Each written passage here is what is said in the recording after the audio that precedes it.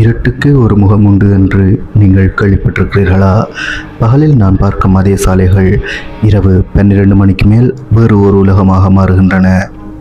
இன்று நாம் பார்க்க போகும் சம்பவம் 2014ஆம் ஆண்டில் தமிழ்நாடு திண்டுக்கல் டு வத்தலகுண்டு நெடுஞ்சாலையில் நடந்த ஒரு உண்மை சம்பவம்.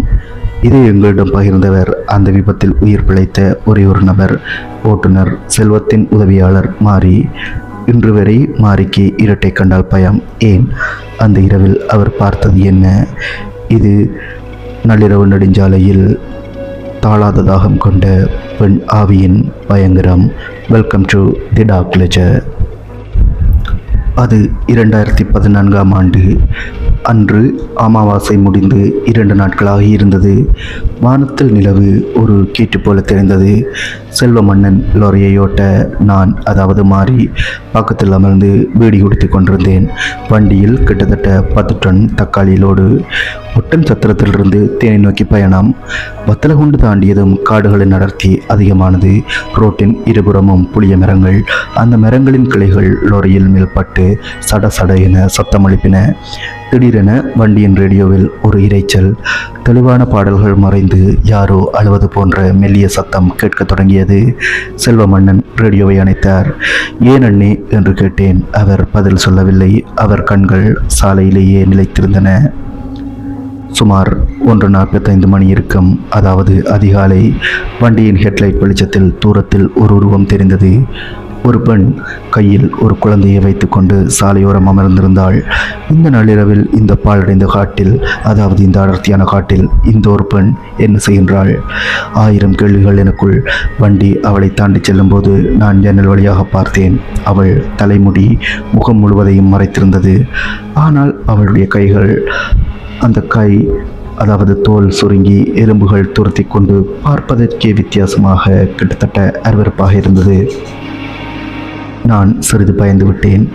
அண்ணே, வண்டியை நிப்பாட்டாதீங்க, வேகமாக போங்க என்று கத்தினேன். செல்வமன்னனும் பார்த்திருப்பார் என்று நினைக்கின்றேன். அவர் முகத்தில் வியர்வை வழிய தொடங்கியது.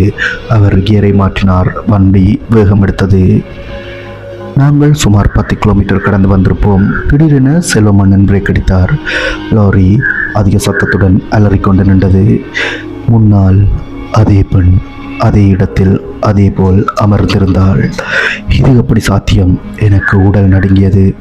நாங்கள் நேர்கோட்டில் தான் வந்தோம். எப்படி அதே இடத்திற்கு மீண்டும் வந்தோம்? செல்வ மன்னன் வண்டியை ரிவர்ஸ் கியர் போட்டு திருப்ப முயன்றார். ஆனால் என்ஜின் மர்க்கர் செய்தது. மாறி கீழே இறங்கி பின்னாடி பாரு, ஏதும் கல் இருக்கான்னு என்றார். எனக்கு உயிர் போவது போல் இருந்தது. மெதுவாக சுற்றுமுற்றும் பார்த்தேன். அந்த பெண் உருவத்தை காணவில்லை.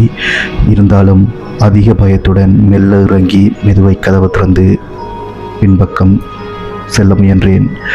தரை சில்லென்று இருந்தது. நான் காலில் செருப்பு ஏதும் போடவில்லை. ஆனால் காற்றில் அழுகிய மாமிசத்தின் நாட்டம் வீசியது. நான் பயந்து பயந்து பின்னால் சென்று லொரியை பார்த்தேன். அங்கே யாரும் இல்லை, கற்களும் இல்லை. ஆனால் லொரியின் பாடியில் திடீரென யாரோ நகத்தால் கரும் சத்தம் போல் கேட்டது. நான் பயத்தில் யாரது என்று கத்தினேன். பெரிதாக குரல் வெளியில் வரவில்லை. ஆனால் பதில் இல்லை.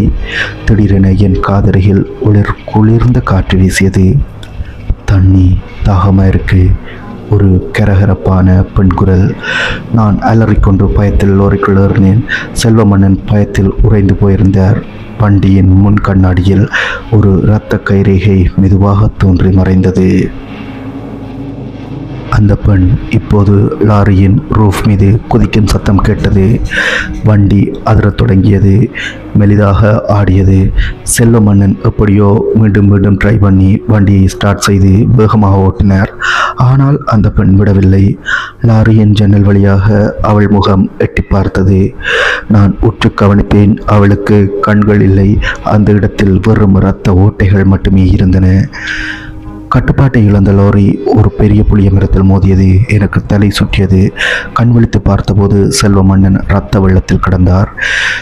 மயக்கம் தெளிந்து நான் முற்றுமுழுதாக மயக்கத்திலிருந்து வெளிவர விடியற்காலை ஆகிவிட்டது. ஊர்க்காரர்கள் எங்களை மீட்டனர். மருத்துவமனையில் நான் சொன்னதை யாருமே நம்பவில்லை. ஆனால் அந்த போலீசார், அதாவது என்னை விசாரிக்க வந்த போலீசார், அந்த மரத்தை பார்த்தபோது அதிர்ந்து போனார்கள். 20 ஆண்டுகளுக்கு முன்னால் அதே இடத்தில் ஒரு பெண் குழந்தையுடன் தாகத்தால் செத்து போயிருந்தாள். அவள் சாவதற்கு முன் கேட்ட கடைசி வார்த்தை தண்ணீர். இன்றும் அந்த சாலையில் செல்பவர்கள் தங்கள் வண்டியில் ஒரு பாட்டில் தண்ணீரை எடுத்து செல்கிறார்கள். ஏன் தெரியுமா? ஒருவேளை அவள் வழிமறித்தால் அந்த தண்ணீரை கொடுத்துவிட்டு உயிர் பிழைக்கலாம் என்ற நம்பிக்கையில். ஆனால் அவள் கேட்டது தண்ணீரை தானா அல்லது உங்கள் இரத்தத்தையா? இந்த கதை உங்களுக்கு பிடித்திருந்தால் மறக்காமல் தி டார்க் லெஜருக்கு சப்ஸ்கிரைப் பண்ணுங்கள். உங்கள் வாழ்க்கையில் இப்படி ஏதாவது நடந்திருக்கிறதா? நடந்திருந்தால் கமெண்ட் பண்ணுங்கள். நினைவிருக்கட்டும், இரவு நேர பயணங்களில் பின்னால் யாராவது அமர்ந்திருப்பது போல தெரிந்தால் திரும்பி பார்க்காதீர்கள், அப்படியே ஓட்டுங்கள். மீண்டும் ஒரு பயங்கரமான கதையுடன் சந்திக்கின்றேன். இது தி டார்க் லெஜர்.